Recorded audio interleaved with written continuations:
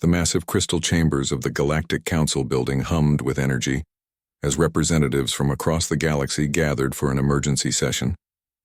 Ambassador Zektar from the Vrelian Empire adjusted his ceremonial robes, while the insect-like hive queen chittered instructions to her drones. The air itself seemed thick with tension and barely contained disgust. At the center of the great hall, contained within a shimmering force field, lay something that had once been magnificent. The creature was enormous, easily the size of a small starship, with scales that had once gleamed like polished obsidian, but now appeared dull and cracked. Its 6 limbs were folded beneath its massive body, and its great head rested on the floor, breathing slowly and deliberately. Multiple eyes, each the size of a dinner plate, watched the assembled delegates with an intelligence that made many of them uncomfortable.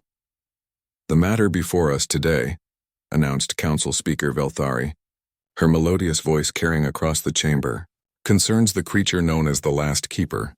For 3,000 years, it has served as guardian of the sacred archives of Mordoon. Now those archives have been digitized and distributed across our networks. The question remains, what do we do with this relic?"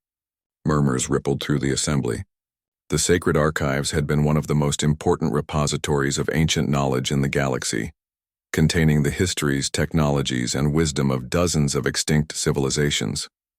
The Last Keeper had been appointed to guard them when most of the current council species were still discovering fire. "It served its purpose," declared Representative Gix of the Mercantile Union, his forearms gesturing dismissively. "The creature is obsolete, ancient. It belongs to a time when we needed such primitive guardianship. We have quantum encryption now, neural storage matrices. What use is a biological guardian?" The Last Keeper's eyes shifted to focus on Gix, and the representative took an involuntary step backward. Even contained, even weakened by millennia of service, the creature's presence was undeniably powerful. "The Keeper has knowledge," protested Elder Nimraj from the Archive Guild. "It doesn't just guard the records, it understands them. It has lived through the rise and fall of civilizations, witnessed the birth of technologies we're only now rediscovering. Surely that has value?" "Sentimental nonsense," snorted General Crixfo of the Hegemony military. "What good is ancient knowledge when we have advanced beyond such concerns? This thing is a reminder of our primitive past, nothing more. It consumes resources, takes up space, and serves no practical function in our modern galaxy." The debate had been raging for hours. Some species argued for preserving the Last Keeper in a museum or research facility. Others pushed for simply ending its life quickly and painlessly. A mercy, they called it, for a creature that had outlived its purpose. A few suggested finding it a place to live out its remaining years in peace, but the majority opinion was becoming clear. The galaxy had moved on. Technology had made guardians like the Last Keeper unnecessary. Resources were limited, and maintaining the creature would be expensive. Most species saw it as a relic, something to be discarded now that its usefulness had ended. The Last Keeper itself had remained silent throughout the proceedings. It understood every language being spoken, had learned them all during its long centuries of service. It knew what they were debating, knew that most of them saw it as nothing more than an obsolete tool. "I propose we relocate the creature to the Outer Rim," suggested Councillor Thisara from the Neutral Zones Coalition. "There are uninhabited worlds there, places where it could live without burden to anyone." "Abandonment by another name," replied Ambassador Zektar coldly. "The Outer Rim is lawless space filled with pirates, scavengers, and worse. You might as well execute the creature here and be honest about it." The debate continued, but the outcome was becoming inevitable. The newer species, the ones that had joined the Council in recent centuries, vastly outnumbered the older civilizations. They saw the Last Keeper as a burden from a bygone era, something that belonged in the past. The few voices arguing for compassion or practical value were being steadily overwhelmed. As the hours passed, the Last Keeper's breathing grew heavier. It wasn't from physical exhaustion. Its kind could survive for millennia without food or water when necessary. It was something deeper, a weariness that came from watching civilization after civilization make the same mistakes, learning the same lessons, then forgetting them again when convenience demanded it. The creature had seen empires rise with grand ideals, only to crumble when those ideals became inconvenient. It had watched species develop incredible compassion and wisdom, then cast both aside when resources grew scarce or power shifted hands. The pattern repeated endlessly, and now it was happening again. "The vote is called," announced Speaker Velthari as the debate finally wound down. "All in favor of relocating the last keeper to designated coordinates in the outer rim?" The tally was overwhelming. Species after species voted in favor of the proposal. Not execution. They weren't quite that callous, but abandonment on a distant, uninhabited world where the creature would no longer be their concern. The last keeper closed its great eyes as the verdict was announced. 3,000 years of faithful service, of protecting the most precious knowledge in the galaxy. And this was how it ended. Not with gratitude or honor, but with convenient disposal. As the force field was adjusted for transport and the council delegates began filing out of the chamber, most of them already forgetting about the creature they'd just condemned, the last keeper made a silent vow. It had served faithfully, had protected and preserved knowledge for species that would ultimately discard it without thought. But perhaps there were others in the galaxy, someone somewhere, who still understood the value of loyalty, of memory, of honoring those who had served. The transport ship was already being prepared. Soon the last keeper would be alone on some forgotten world, carrying within its ancient mind the memories of 1,000 civilizations and the bitter knowledge of how easily gratitude could be discarded. But the galaxy was vast and full of surprises. The transport ship Efficient Progress was not built for comfort. Its cargo bay was designed to move industrial equipment and raw materials across the galaxy, not living beings. The last keeper lay in the center of the vast metal chamber, its massive form making even the enormous space seem cramped. Captain Mordek checked his chronometer for the third time in 10 minutes. The sooner this unpleasant duty was finished, the better. He'd been hauling freight for 20 years, and had never been asked to transport something that looked back at him with such ancient, knowing eyes.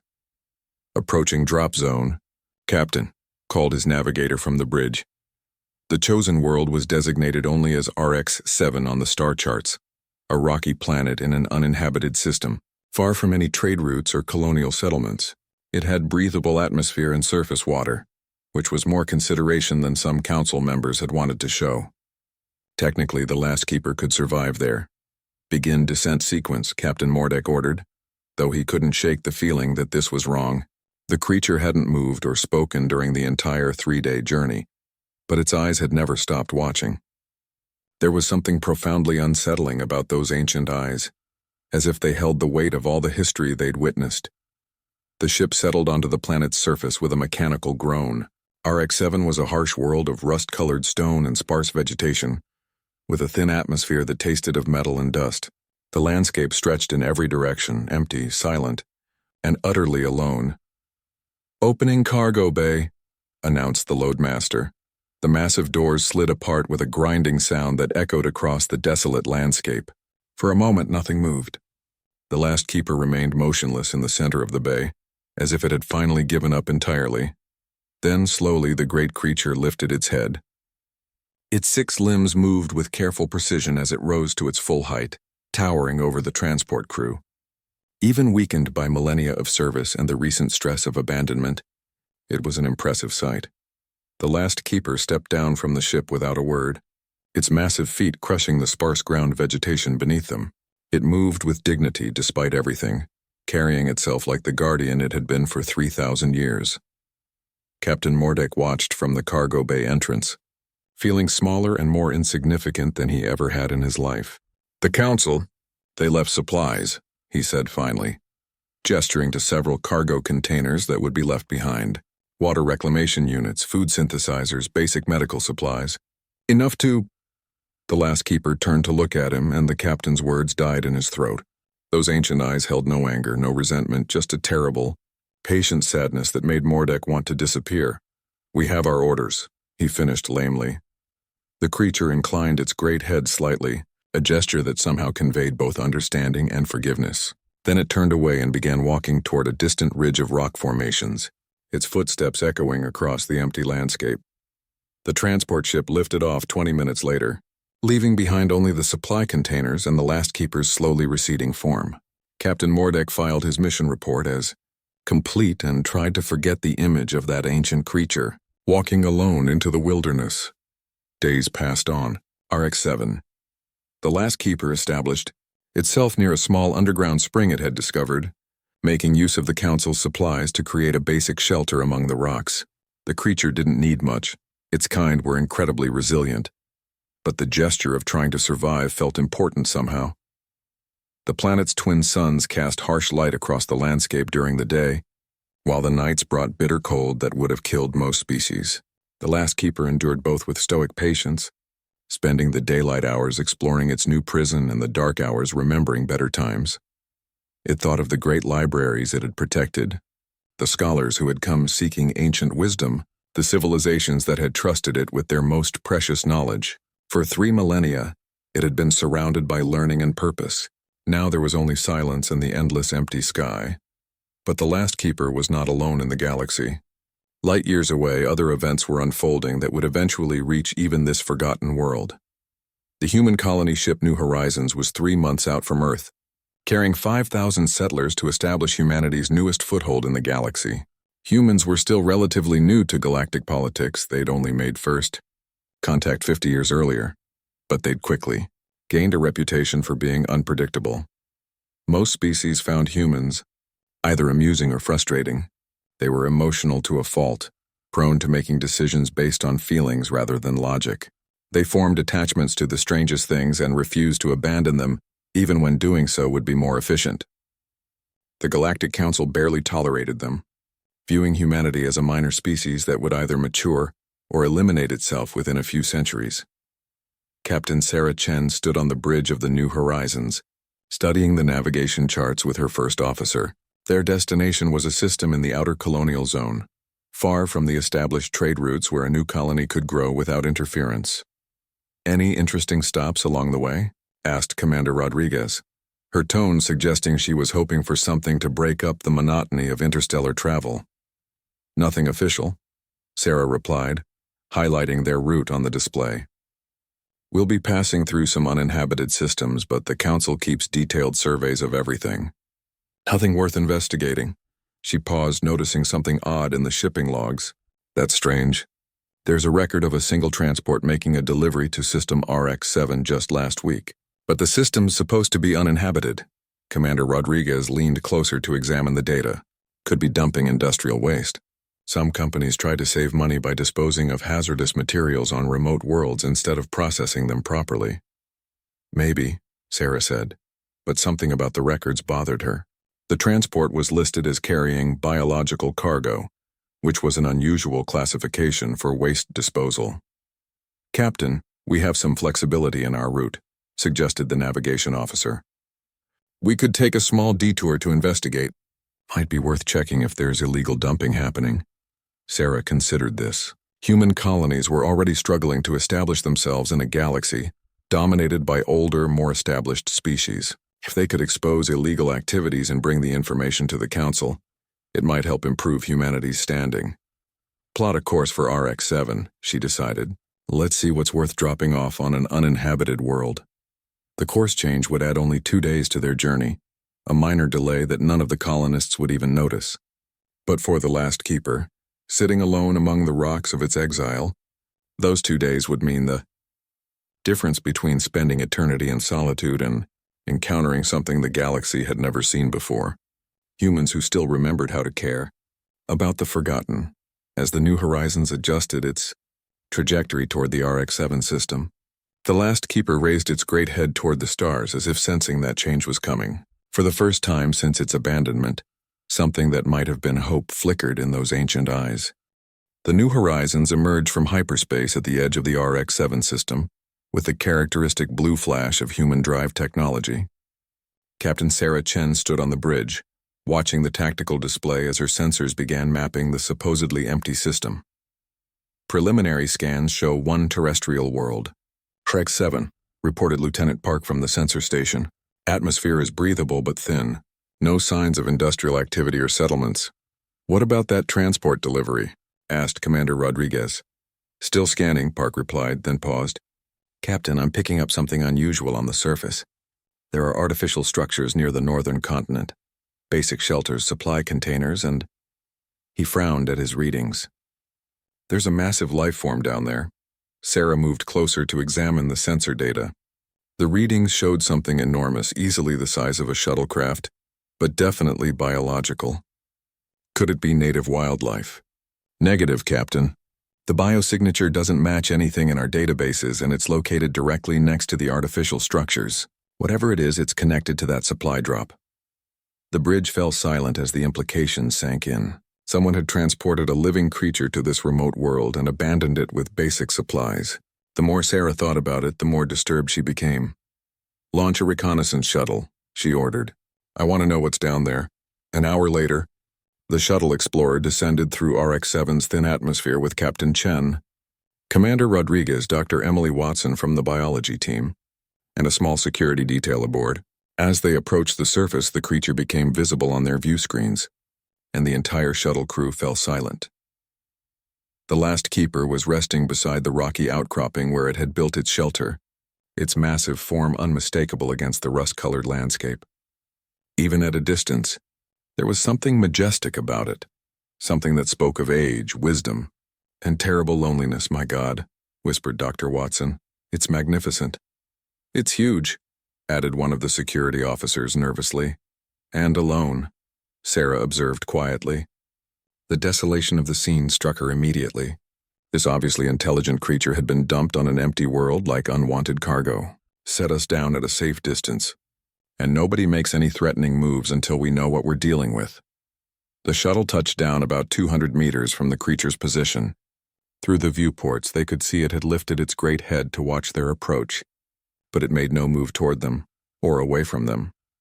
"Life signs are stable," reported Dr. Watson, studying her tricorder readings.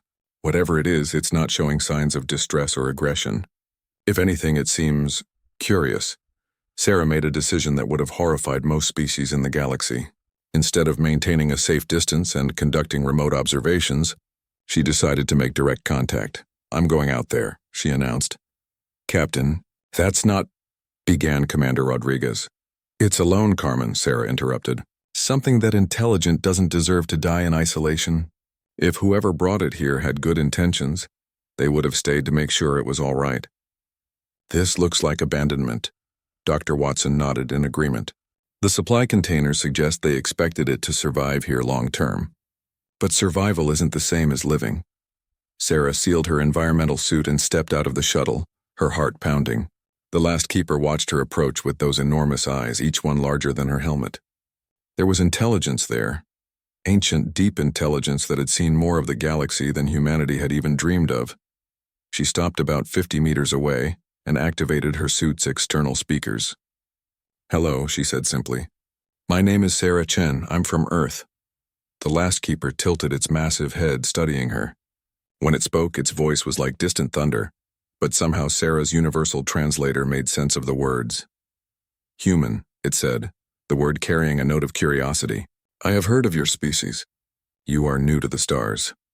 "Yes," Sarah replied, surprised by how normal the conversation felt despite its surreal nature. "We've only been out here for 50 years. What are you? How did you end up on this world?" The creature was quiet for a long moment. "I am the last keeper," it finally said. "I served as guardian of the sacred archives of Morden for 3,000 years. The Galactic Council decided I was no longer needed and sent me here to live out my remaining days." The casual way it delivered this information hit Sarah like a physical blow. "They abandoned you? After 3,000 years of service?" "My purpose was fulfilled," the last keeper replied with what might have been resignation. "The archives were digitized. Technology made my guardianship obsolete. The Council saw no further use for me." Sarah felt anger rising in her chest, a hot, human emotion that most galactic species would have called irrational. "That's not how you treat someone who's served faithfully. That's not how you treat anyone." The last keeper's great eyes focused on her more intently. "Your species values loyalty?" "We value a lot of things that apparently make us weird," Sarah replied. "Loyalty, gratitude, the idea that someone's worth isn't just based on how useful they are." She gestured toward the empty landscape. "This is wrong. What they did to you is wrong." For the first time since its exile began, something that might have been wonder entered the last keeper's voice. "You would care about the fate of an obsolete guardian from a species you do not know?" I care about anyone who's been treated like this, Sarah said firmly. 3,000 years of service should earn respect, not abandonment. The creature lowered its great head until it was closer to Sarah's level. You are very small, it observed, but there is something large about your spirit. Behind her, Sarah could hear the shuttle's crew getting restless. She knew she was taking risks that violated about a dozen first contact protocols, but something told her this was important in ways she couldn't yet understand. What do you need? She asked. Not just to survive, what do you need to actually live? The last keeper was quiet for so long that Sarah wondered if she'd somehow offended it. When it finally spoke, its voice carried 3 millennia of loneliness. I need to be useful, it said. I need to protect something, to serve a purpose greater than merely existing. I was created to be a guardian. Without something to guard, I am incomplete. Sarah looked back at her shuttle, then up at the new horizons orbiting overhead, 5,000 human colonists on their way to establish a new world. A colony that would need protection, guidance, knowledge of the galaxy they were still learning to navigate. What if I told you about a group of people who could use a guardian? She asked. People who are trying to build something new in a dangerous galaxy, who could benefit from ancient wisdom and experience. The last keeper's eyes widened, all 6 of them focusing on her with sudden intensity. You would trust me with such a responsibility? Your own people? I'd trust you with my life, Sarah replied, and meant it. The question is, would you want to start over with a species that's too young and stubborn to know when something is supposed to be obsolete? For the first time in months, the last keeper felt something other than resignation. Hope was a dangerous emotion for a creature that had lived so long, but looking at this small human who had traveled light years to show compassion to a forgotten exile, hope seemed like the only reasonable response. Tell me about these humans, the last keeper said, its voice carrying new life. Tell me about this colony that might need an old guardian. Over the next several hours, an unprecedented scene unfolded on the surface of RX-7. The crew of the Explorer had established a temporary camp near the last keeper's shelter, and what had begun as a first contact situation had evolved into something more like a gathering of friends around a campfire. If the campfire happened to be a creature the size of a building, Dr. Watson was in scientific heaven, recording everything with her instruments while trying not to appear too clinical. Your biology is fascinating, she told the last keeper. Your cellular structure suggests an incredibly long lifespan, and your brain. She paused, consulting her tricorder. The neural density is unlike anything we've ever encountered. My people were engineered for memory, the last keeper explained, its voice carrying easily across the camp. We were created by the architect civilization 12,000 years ago, designed to preserve knowledge across the millennia. I am the last of my kind, hence the name the council gave me. Commander Rodriguez looked up from the supply inventory she'd been conducting. 12,000 years old? And you're the last one? The others fulfilled their purposes and chose to rest, the last keeper replied with what might have been sadness. When a keeper's charges no longer need protection, we enter a final sleep. I was stubborn. I chose to continue serving even after the other archives found different guardians. Sarah, who had been listening while reviewing the colony ship's manifests on her portable computer, looked up sharply. Wait, you chose to keep working even when you didn't have to? The knowledge entrusted to me was too important, the last keeper said simply. Civilizations rise and fall, but wisdom should endure. Someone needed to remember. The humans exchanged glances. This wasn't just a story about abandonment. It was about a being so dedicated to service that it had literally outlived its own species, lifespan to continue protecting what it guarded. What kind of knowledge? Asked Dr. Watson, her scientific curiosity overriding diplomatic caution. The last keeper's eyes grew distant. The rise and fall of the architect's civilization. The true history of the Galactic Council's formation. The location of lost colonies from the Great Migration. Medical knowledge from species that no longer exist. Technological innovations that were deemed too dangerous and hidden away. Star maps to regions of space that have been forgotten for millennia. Sarah felt her breath catch. You're not just a guardian. You're a living library of everything the galaxy has forgotten. I was, the last keeper corrected gently. Now I am simply an old creature taking up space on an empty world. No, Sarah said firmly. You're exactly what our colony needs. She activated her portable computer and projected a holographic display showing the colonial fleet's destination. We're heading to the Kepler 442 system to establish New Terra colony. 5,000 settlers, including families with children. We're going to be on the edge of civilized space, dealing with unknown threats, limited resources, and the challenge of building an entire civilization from scratch. The display showed technical specifications, population breakdowns, and resource inventories. The last keeper studied the information with obvious interest. Your people are brave, it observed, and perhaps foolish. The region you're traveling to has been abandoned by most species. There are old dangers there. What kind of dangers? Commander Rodriguez asked, suddenly alert. Automated defense systems from dead civilizations, spatial anomalies that can trap unwary ships, pirates and scavengers who prey on isolated colonies, and older things, remnants of wars fought before your species discovered fire. Dr. Watson leaned forward eagerly. But you know about these dangers? You could help us avoid them? More than avoid them, the last keeper replied, its voice carrying new energy. I know the locations of abandoned facilities that could be salvaged for resources. I know the safe routes through hazardous space. I remember the histories of failed colonies and what mistakes they made. Sarah stood up, pacing as an idea formed. What if you came with us? Not as a refugee we're rescuing, but as our colonial advisor, our guardian. The suggestion hung in the air like a physical presence. The last keeper's massive form went completely still, and for a moment Sarah wondered if she'd somehow caused offense. You would trust me with the safety of your entire colony? The creature finally asked. I'd trust you with my children's future, Sarah replied without hesitation. 3,000 years of faithful service speaks louder than any credentials we could check. The last keeper turned its great head toward the shuttle, where the rest of the crew was trying to look busy, while obviously listening to every word. And them? Do they share your faith in an obsolete guardian? Commander Rodriguez stepped forward. Captain Chen has good instincts about people. If she says you're trustworthy, that's enough for me. Plus, added Dr. Watson with a grin, the scientific opportunities of working with someone who's literally witnessed galactic history? I'd vote to bring you along just for that. The security officers nodded their agreement. In just a few hours, the last keeper had somehow won over the entire human crew through nothing more than honest conversation and obvious integrity. There are practical concerns, the last keeper said, though its voice carried hope for the first time in months. My size, my needs, the reaction of your other colonists. We'll figure it out, Sarah replied immediately. Our colony ships are designed with modular cargo bays. We can reconfigure space for you. As for the colonists, they'll need to adapt to a lot of new things. Having an ancient guardian watching over them might actually be comforting. And if the Galactic Council objects? Sarah's expression hardened. The Council abandoned you on an empty world to die alone.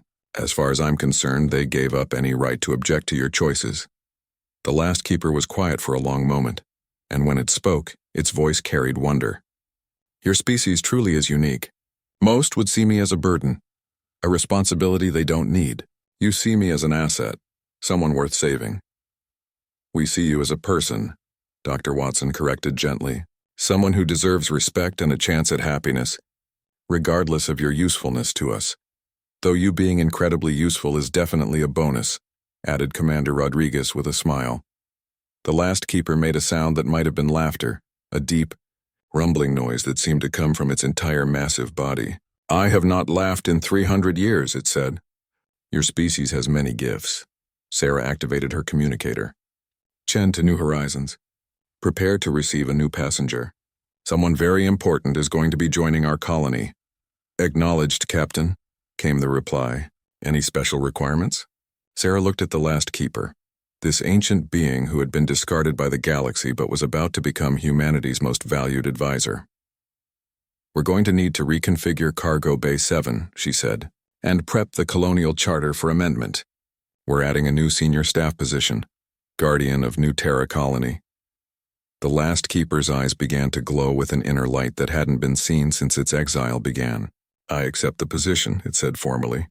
I pledge my service to the colony of New Terra, and to the species that refuse to abandon hope.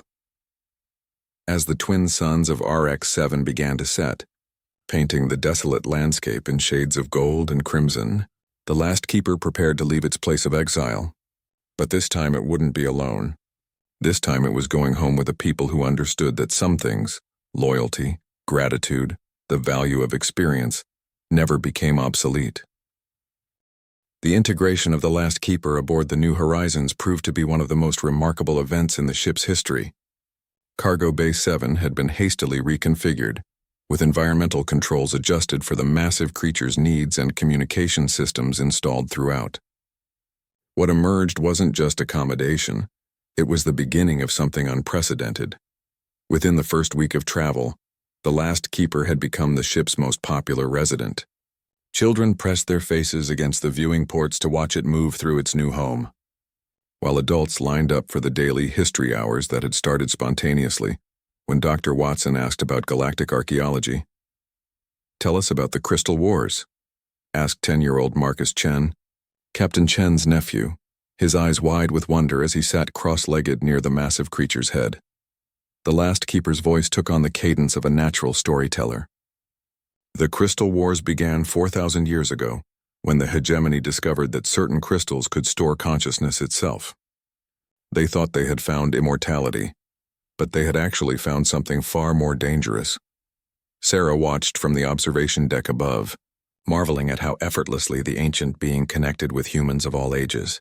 The colonists had initially been nervous about sharing their ship with something so large and alien, but fear had quickly transformed into fascination, then affection. "Captain," called Lieutenant Park from behind her, "we're receiving a priority transmission from Galactic Council Station." Sarah's good mood evaporated. She'd been dreading this moment ever since they'd rescued the last keeper. "Put it through to my ready room." The holographic projection of Counselor Velthari materialized in Sarah's office, the alien's expression unreadable. "Captain Chen, we understand you've made an unauthorized stop at System RX-7. "That's correct," Sarah replied carefully. "And that you've removed biological cargo that was specifically placed there by Council authority." Sarah felt her temper rise. "You mean we rescued a sentient being that you abandoned to die alone on an empty world?" Velthari's tone remained coldly professional. "The creature was relocated in accordance with proper procedures. It was provided with adequate supplies for survival." "Survival isn't living," Sarah shot back, "and 3,000 years of loyal service deserved better than exile. Captain Chen, you will return the creature to RX-7 immediately. Interference with Council decisions is a serious violation of interspecies law." "No," Sarah said simply. The word hung in the space between them like a challenge. Velthari's composure cracked slightly. "You refuse a direct order from the Galactic Council?" "I refuse to participate in cruelty disguised as procedure," Sarah replied. "The last keeper has agreed to serve as guardian and advisor to our colony. It made that choice freely, and I won't take that away from it." "Humans," Velthari said with distaste. "Your emotional decision-making will be your downfall. You cannot simply adopt obsolete creatures because you feel sorry for them." "We didn't adopt it," Sarah corrected. "We offered it a job, one it's uniquely qualified for, considering it has more experience with interstellar colonization than the rest of our species combined." The conversation continued for another 20 minutes, with Velthari growing increasingly frustrated and Sarah becoming more resolute. Finally, the council representative delivered an ultimatum. "If you do not comply, Earth's membership in the Galactic Council will be reviewed. Your species' trading privileges could be revoked." "Then that's a risk we'll have to take," Sarah replied. "Some things are more important than convenience." After the transmission ended, Sarah sat alone in her ready room, wondering if she'd just made a decision that would isolate humanity from galactic civilization. A soft chime indicated someone requesting entry. "Come in." To her surprise, it was the last keeper. Somehow, the massive creature had managed to position itself outside her door, its great head visible through the entrance. "I monitored the communication," it said without preamble. "You should not risk your people's future for me." "Our people's future," Sarah corrected. "You're one of us now. The Council's threats are not empty. They have the power to isolate humanity, to cut you off from galactic trade and technology. Your colony could suffer." Sarah stood up and walked closer to the creature. "Do you know what happened the last time someone told humans they couldn't do something because it was too risky?" The last keeper's ancient eyes focused on her. "I confess I do not." "We went to the moon," Sarah said with a smile. "Then to Mars, then to the stars themselves. We've never been very good at accepting limitations imposed by others. But the consequences will be dealt with when they come, Sarah interrupted. Right now, what matters is doing what's right, and abandoning someone who served faithfully for 3 millennia just to avoid political inconvenience. That's not who we are? The last keeper was quiet for a moment. Your species continues to surprise me. The council sees you as young and impulsive. They believe you will mature into proper galactic citizens who prioritize efficiency over emotion. They're going to be disappointed, Sarah replied. I hope so, the last keeper said, its voice carrying warmth. The galaxy needs more species who remember that emotion is not weakness. It is what makes existence meaningful. Over the following days, word of the council's ultimatum spread throughout the ship.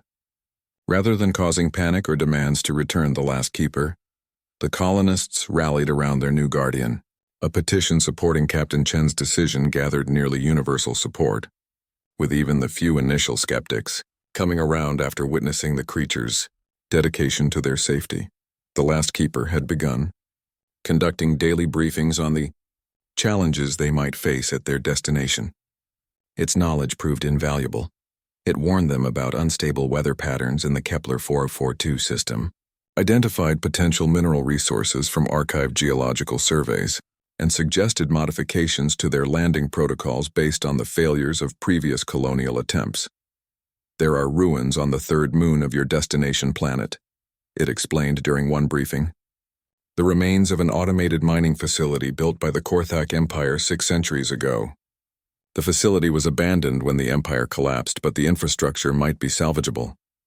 Dr. Martinez, the colony's chief engineer, leaned forward eagerly. What kind of infrastructure? Atmospheric processors, mineral extraction equipment, basic manufacturing facilities. With modification, they could jumpstart your industrial capacity by decades. The room buzzed with excitement. This was exactly the kind of knowledge that could mean the difference between a struggling frontier settlement and a thriving colony. Why didn't the council mention this in their surveys? Asked Commander Rodriguez. The last keeper's tone grew slightly bitter. Because they never asked. They were so focused on disposing of an obsolete guardian that they forgot to make use of the knowledge I carried. Sarah shook her head in amazement. Their loss is our gain. But even as the colonists celebrated their good fortune, sensors detected something troubling. 3 ships were approaching from the direction of council space. Not merchant vessels or friendly scouts, but something more ominous.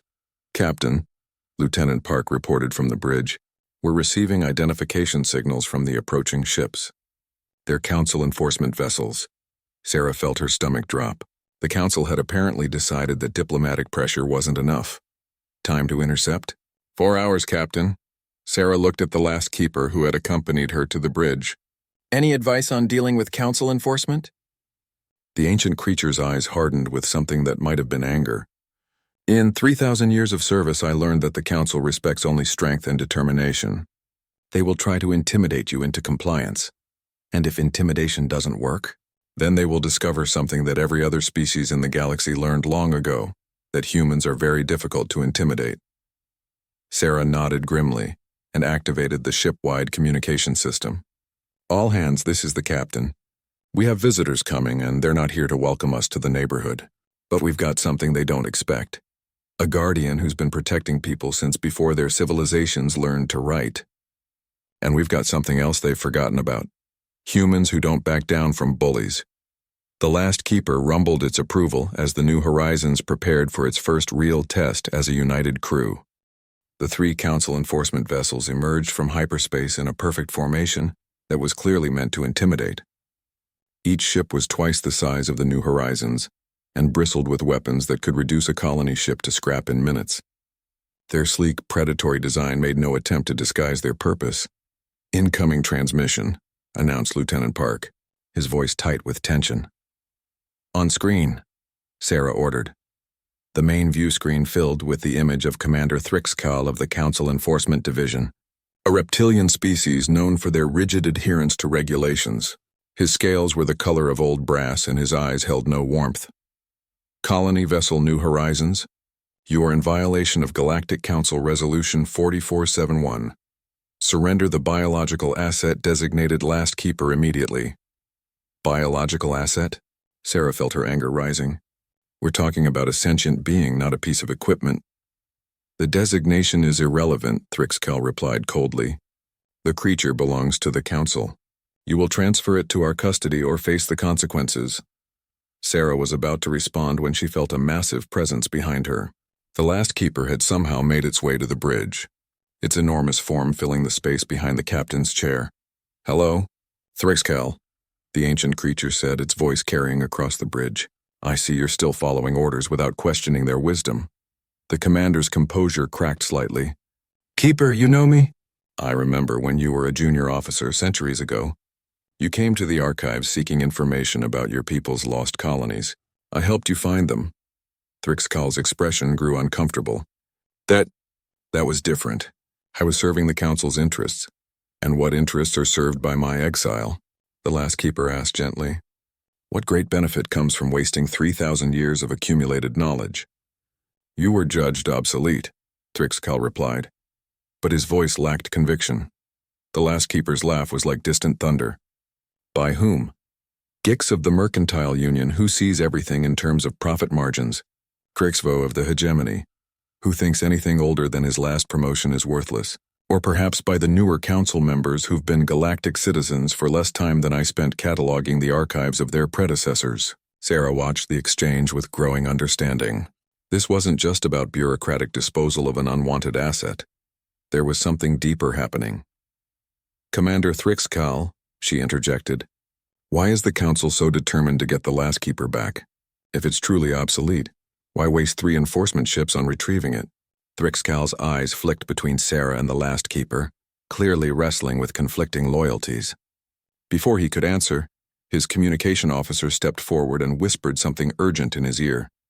The commander's expression changed to one of alarm. Captain Chen, you need to understand there are things about this situation that are classified above your clearance level. Then declassify them, Sarah shot back. Because I'm not handing over a member of my crew based on your authority alone.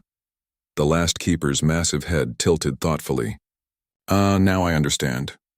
Its voice carried a note of bitter realization. It's not about my obsolescence, is it, Thrixcal? It's about what I know. Keeper, please, Thrixcal said, his earlier authority cracking. Don't make this more difficult than it needs to be. What do you know? Sarah asked the last keeper, though she was beginning to suspect the answer would change everything. The ancient creature's eyes began to glow with an inner light. I know about the consortium. I know about the real reason the Council abandoned the outer colonies. I know about the deals made in shadows and the civilizations that were sacrificed for political convenience. Thrixcal's scales paled. You're speculating, am I? The last keeper's voice grew stronger. I know about the secret protocols passed 3 years ago. The ones that reclassified certain historical records as potentially destabilizing to Council authority. I know about the systematic removal of witnesses to inconvenient truths. Sarah felt pieces clicking into place. They didn't exile you because you were obsolete. They exiled you because you're a living record of their mistakes. Worse than mistakes, the last keeper replied grimly. Crimes. The Council has been making deals with criminal organizations, abandoning colonies to pirates in exchange for favorable trade agreements, suppressing evidence of their own corruption. They needed me gone before someone thought to ask the right questions. Thrixcal's head hung low. The orders came from the highest levels. I was told it was for galactic security. Whose security? Sarah demanded. Not the security of the people you're supposed to protect. The last keeper turned its attention back to Thrixcal. Commander, you're not a corrupt being. I remember the young officer who wept when I showed him the records of his people's suffering. Do you really want to be part of this? For a long moment, silence filled the bridge. Then Thrixcal straightened, his military bearing returning. Captain Chen, I'm ordering my ships to stand down. Whatever political games are being played above my rank, they don't justify what we're being asked to do here. One of his officers protested. Sir, our orders are wrong, Thrixcal said firmly. And I've served long enough to recognize the difference between justice and convenience. Sarah felt a surge of hope, but it was quickly tempered by reality. Commander, what about the Council? They'll just send more ships. Perhaps, Thrixcal replied, but they'll have to explain why they need an entire fleet to retrieve one obsolete creature. Questions will be asked, and the Keeper isn't the only one with a long memory. The last Keeper inclined its great head toward the screen. Thank you, old friend. I knew the officer who helped save lost colonies was still in there somewhere. What do we do now? Asked Commander Rodriguez. Now we proceed to New Terra, Sarah said decisively. And we make sure the last Keeper's knowledge isn't lost to political maneuvering. Captain, the last Keeper said quietly, you should know that my memory contains more than just inconvenient truths about the Council. I carry the complete historical records of 47 extinct civilizations, including their technological advances, cultural wisdom, and scientific discoveries. Knowledge that could benefit all species if properly shared. Dr. Watson, who had been silent throughout the exchange, suddenly spoke up. You're not just a guardian, you're a living museum of galactic civilization. Which is exactly why certain parties want that knowledge controlled, the last Keeper replied. But perhaps it's time for that knowledge to find a species that values wisdom over power.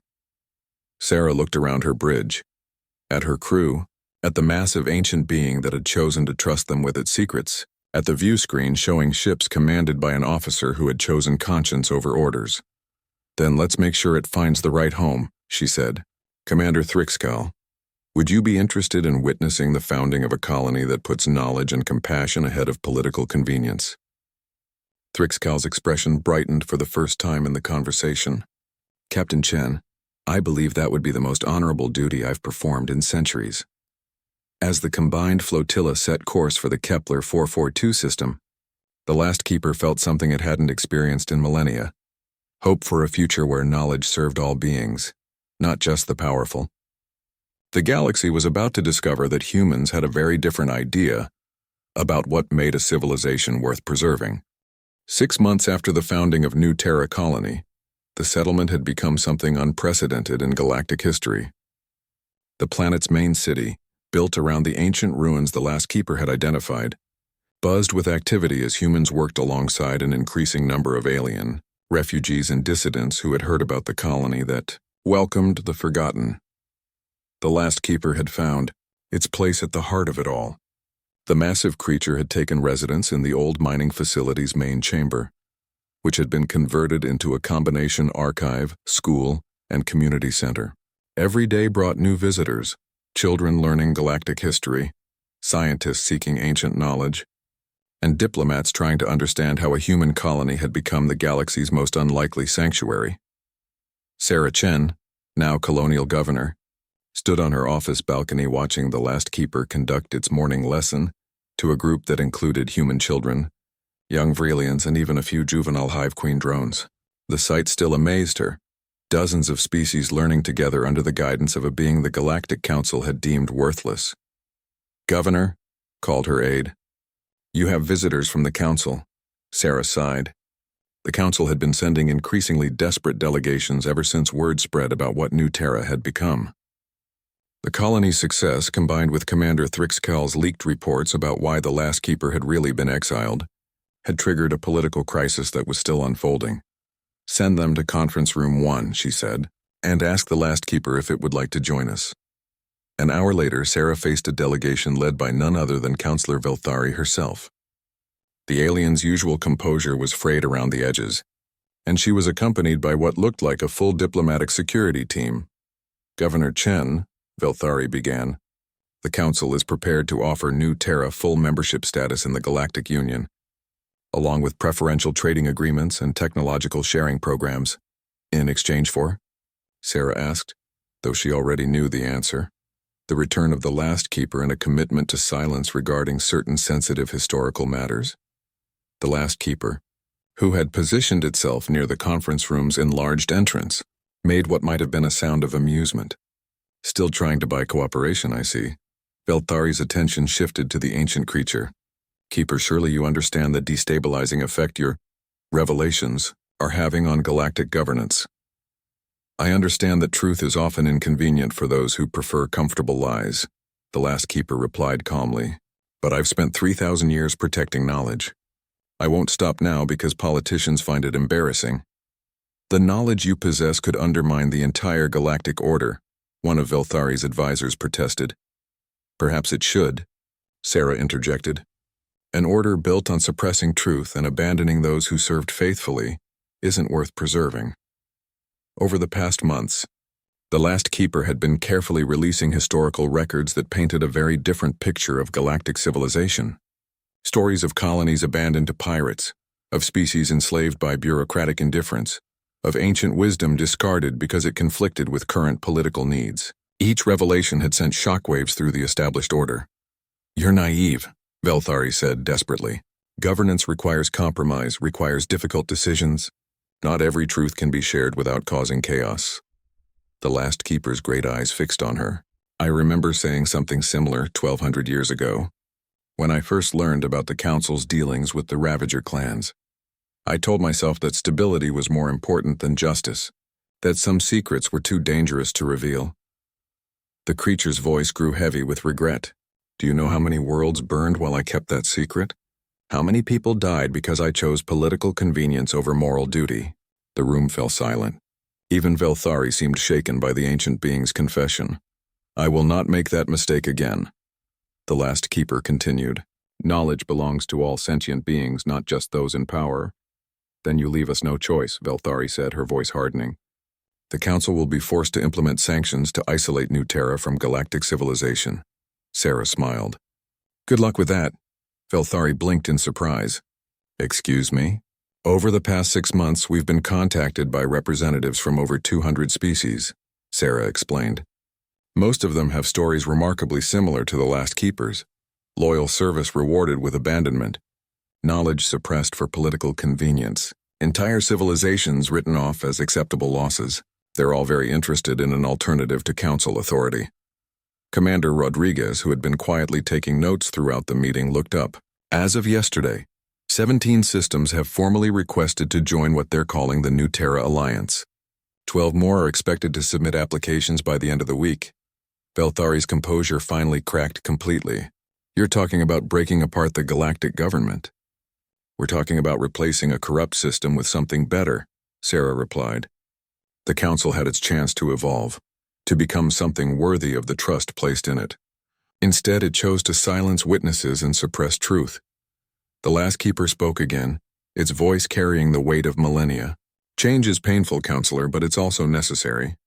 I've watched civilizations rise and fall, and I've learned that those which cannot adapt to moral growth inevitably collapse under the weight of their own corruption." "What if we offered the Keeper a position on the Council?" Velthari asked desperately. "Full voting rights, authority over historical records, whatever it wants." "I want exactly what I have," the Last Keeper replied. "A purpose that serves all beings, not just the powerful. Children who learn from my mistakes as well as my wisdom. A chance to help build something better rather than just preserving something broken." The negotiations continued for hours, but the outcome was inevitable. The Council delegation left empty-handed, faced with the reality that their authority was crumbling not through revolution, but through irrelevance. Species across the galaxy were simply choosing to associate with those who offered cooperation instead of dominance. As evening fell on New Terra, Sarah found herself back in the Last Keeper's chamber, watching the ancient being work on its latest project, a comprehensive historical database that would be freely available to any species that wanted it. "Do you think we did the right thing?" she asked. The Last Keeper paused in its work, considering the question with the gravity it deserved. 6 months ago, I was prepared to die alone on an empty world, convinced that my existence no longer had meaning. Today, I'm teaching young minds from dozens of species, helping build a civilization based on shared knowledge and mutual respect. Your people showed me that obsolescence is a choice, not an inevitability. The Council won't give up easily, Sarah warned. "No," the Last Keeper agreed, "but they face something they've never encountered before. A united opposition that isn't trying to destroy them, but simply to do better. That's much harder to fight than traditional rebellion." Through the chamber's great windows, they could see the lights of New Terra City spreading across the landscape. Human families lived alongside alien refugees. Children played games that mixed traditions from a dozen worlds, and in the distance, the first ships of the New Terra Alliance. Fleet were being constructed using designs that combined human engineering with ancient knowledge preserved in the Last Keeper's memory. "The galaxy called me obsolete," the Last Keeper mused. Perhaps I was by their standards. But your species taught me something important. That obsolete simply means no longer needed by those who lack imagination. It doesn't mean worthless. Sarah smiled, watching a group of children, human, Vrelian, and others chasing each other through the gardens below. I think the galaxy is about to learn that there are a lot of supposedly obsolete things that are actually just waiting for someone with enough vision to see their true value. The last keeper's rumbling laughter echoed through the chamber. Indeed, and thanks to one stubborn human captain who refused to leave an old creature to die alone, they're all going to get that chance. As the stars emerged in New Terra's sky, the last keeper continued its work, no longer a forgotten guardian of dead archives, but the living foundation of a civilization that proved something the galaxy had almost forgotten. That compassion, properly applied, was the most powerful force in the universe. The Galactic Council had turned their back on an old alien beast. Convinced it had no more value to offer, they never imagined that a species young and foolish enough to value hearts over efficiency would transform that discarded guardian into the cornerstone of a better tomorrow. In the end, it wasn't the humans who saved the last keeper. It was the last keeper who saved the galaxy from itself. One lesson, one child, one act of remembered kindness at a time.